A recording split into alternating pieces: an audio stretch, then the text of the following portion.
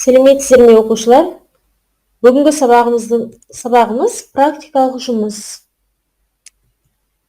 Бұл сабақта біз сызықтық, тармақталған циклдік алгоритмдерді пайдаланып, кейіпкерді қозғалтуға арналған тапсырманы орындайсыздар.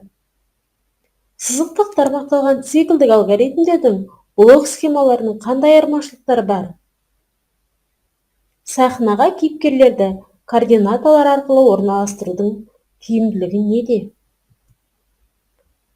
Бірінші тапсырма: өсімдіктің өсу кезеңінің дұрыс ретін тап.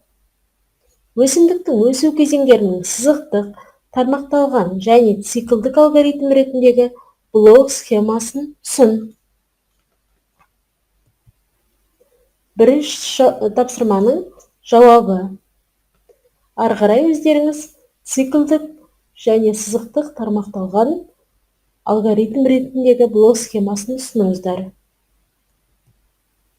Екінші тапсырма: Scratch программалау ортасының сахнасы координата жазықтығы арқылы берілген. Асқар мен әпкесі Әлия мектептен үйіне қайтып келе жатыр. Асқар үйіне жету үшін оның қозғалыс скриптісіне қандай деректер қажет? Әлия үйіне жету үшін оның қозғалыс скриптісіне қажетті деректерді жазыңдар. Асқар мен Әлияның 3-4 суреттердегі скриптілерінің блок схемасын құрыңдар.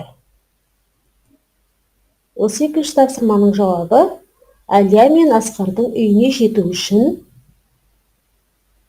қозғалыс скриптісіне қажетті деректер берілді.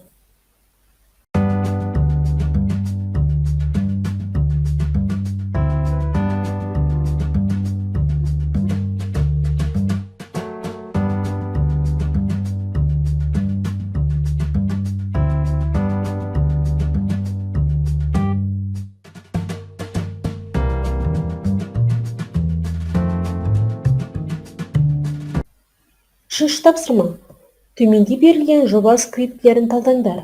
Жоба скриптілері алгоритмнің қай түріне жатады?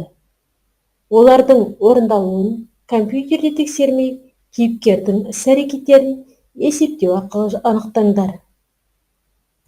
Және төртінші тапсырма: төмендегі суреттерге назар аударыңдар.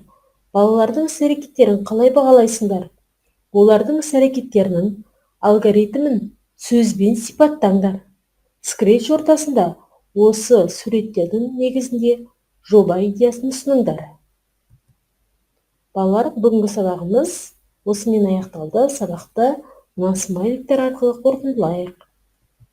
Сабағымыз аяқталды. Сау болыңыздар.